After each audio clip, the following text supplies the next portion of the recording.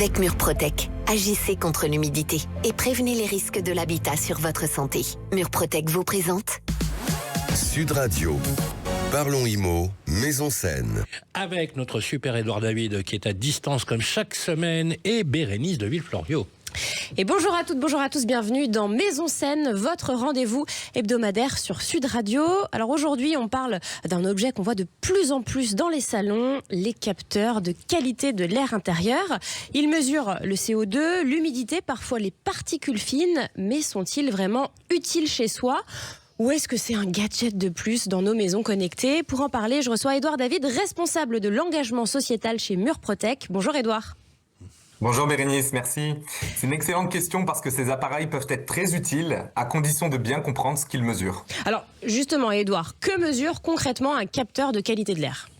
Eh bien la plupart mesurent ce qu'on appelle le taux de CO2 qui indique si l'air est renouvelé correctement, le taux d'humidité, parfois les composés organiques volatiles, vous savez ces fameux COV, et parfois aussi également les particules fines. Ces indicateurs permettent de savoir si l'air devient confiné, trop humide ou pollué. Et est-ce que c'est vraiment utile dans nos logements ?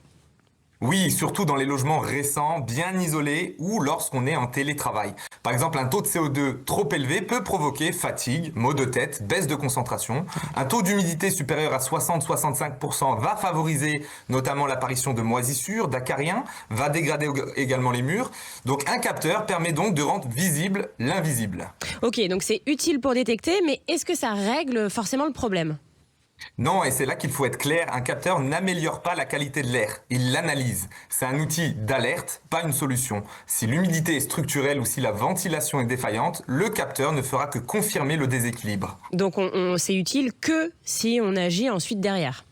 Exactement Bérénice. Si le capteur indique un niveau de CO2 élevé, cela signifie que l'air intérieur n'est sûrement pas suffisamment renouvelé. Si l'humidité dépasse 65%, c'est un signal d'alerte qui peut révéler justement un défaut de ventilation ou un problème d'humidité dans le bâti. Et si les COV, les fameux COV, augmentent après un ménage ou des travaux, cela indique que l'air intérieur est chargé en polluants et qu'un renouvellement d'air efficace est nécessaire.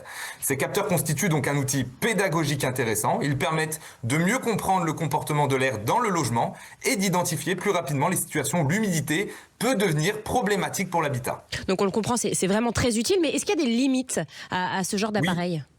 Oui, ce qu'il faut savoir, c'est que tous les capteurs ne se valent pas en précision. Certains modèles bon marché donnent des valeurs qui sont approximatives. Et surtout, ils ne détectent pas une remontée capillaire dans un mur ou une infiltration invisible. Donc ils complètent un diagnostic, mais ne remplacent pas un regard professionnel. Donc, pour résumer, notre première question, alors c'est un gadget ou un véritable allié santé ?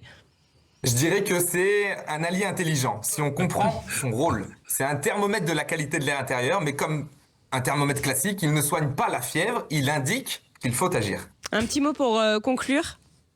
Oui, dans nos logements modernes, très isolés, on ne peut plus se fier uniquement à notre ressenti.